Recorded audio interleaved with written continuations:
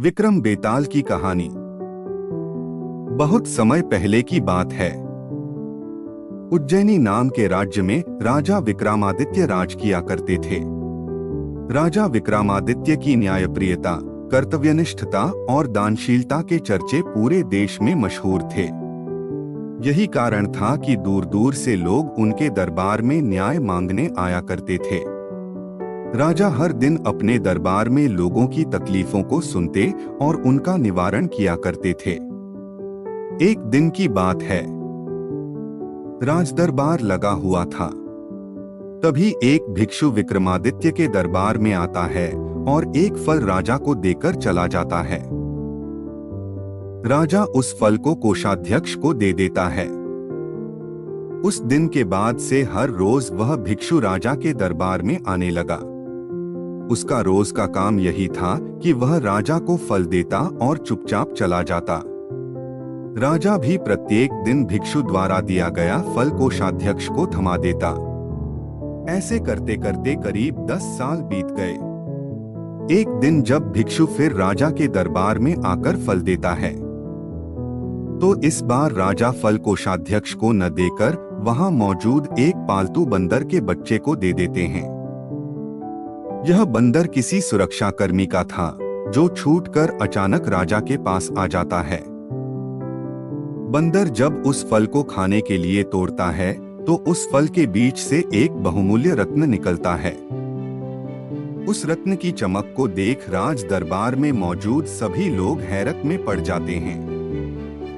राजा भी यह नजारा देख आश्चर्य में पड़ जाता है। राजा कोषाध्यक्ष को इससे पूर्व भिक्षु द्वारा दिए गए सभी फलों के बारे में पूछता है। राजा के पूछने पर कोषाध्यक्ष बताता है कि महाराज, मैंने उन सभी फलों को राजकोष में सुरक्षित रखवा दिया है। मैं उन सभी फलों को अभी लेकर आता हूँ।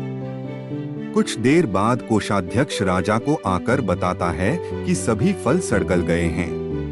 उनके स्थान पर बहुमूल्य रत्न बचे हुए हैं। यह सुनकर राजा बहुत खुश होता है और कोषाध्यक्ष को सारे रत्न सौंप देता है।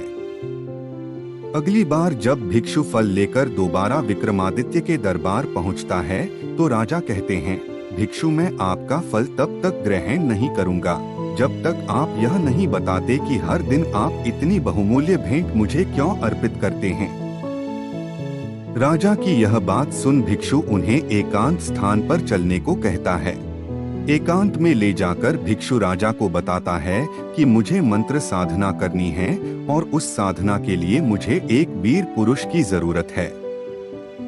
चूंकि मुझे तुमसे वीर दूसरा कोई नहीं मिल सकता, इसलिए यह बहुमूल्य उपहार तुम्हें दे जाता हूँ। भिक्षु की बात सुन राजा विक्रमादित्य उसकी सहायता करने का वचन देते हैं। तब भिक्षु राजा को बताता है कि अगली अमावस्या की रात को उसे पास के श्मशान आना होगा, जहाँ वह मंत्र साधना की तैयारी करेगा। इतना कहकर भिक्षु वहाँ से चला जाता है। अमावस्या का दिन आते ही राजा को भिक्षु की बात याद आती है और वह वचन के अनुसार श्मशान पहुंच जाते हैं। राजा को देख भिक्षु बहुत प्रसन्न होता है। भिक्षु कहता है, हे राजन, तुम यहाँ आए, मैं बहुत खुश हुआ कि तुम्हें तुम्हारा वचन याद रहा। अब यहाँ से पूर्व की दिशा में जाओ। वहाँ एक महाश्मशान मिलेगा। उस महाश्मशान में एक शीशम का एक विशाल वृक्ष है। उस वृक्ष पर एक मुर्दा लटका हुआ है। उस मुर्दे को तुम्हें मेरे पास लेकर आना है। भिक्षु की बात सुनकर राजा सीधे उस मुर्दे को लाने चल देता है। महाश्मशान में पहुंचने के बाद राजा को एक विशाल शीशम के पेड़ पर एक मुर्दा लटका हुआ दिखाई देता है। राजा अपनी तलवार खींचता है और पेड़ से बंधी डोर को काट देता है। डोर कटते ही मुर्दा जमीन पर आ गिरता है और जोर से चीखने की आवाज आती है। दर्द-भरी चीख सुन राजा को लगता है कि शायद यह मुर्दा नहीं, बल्कि कोई जिंदा इंसान है। थोड़ी देर बाद जब मुर्दा तेजी से हंसने लगता है और फिर पेड़ पर जाकर लटक जाता है, तो विक्रम समझ जाता है कि इस मुर्दे पर बेताल चढ़ा है। काफी कोशिश के बाद विक्रम बेताल को पेड़ से उतार अपने कंधे पर टांग लेते हैं। इस पर बेताल विक्रम से कहता है, विक्रम मैं तेरे साहस को मान गया, तू बड़ा ही पराक्रमी है। मैं तेरे साथ चलता हूँ, लेकिन मेरी एक शर्त है कि पूरे रास्ते में तू कुछ भी नहीं बोलेगा। विक्रम सिर हिलाकर हाँ में बेताल की बात मान लेता है।